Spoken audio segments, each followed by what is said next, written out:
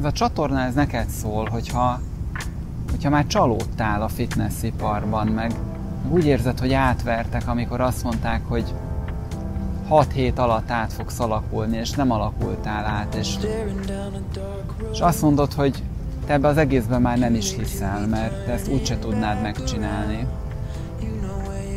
De azért azt mondod, hogy azért vágysz arra, hogy megcsináld, csak nem mered még magadnak se bevallani, hogy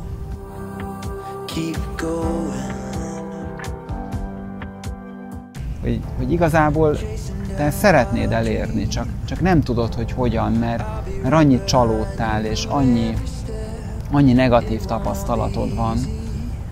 Mert korábban elkezdted mindig az edzést, és mindig valamiért abba hagytad, és ez sose sikerült.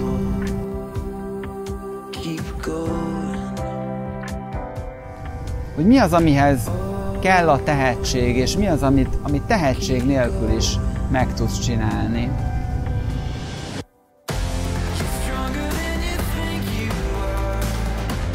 Mi a világnézet, meg mi legyen az edzés célja, miért érdemes tanulni, meg mi van, hogyha te eddig nem szerettél tanulni, és hogy meggyőzzelek arról, hogy miért érdemes olvasni, meg miért kell edzeni, meg egyáltalán, hogy hogyan lesz neked státuszod.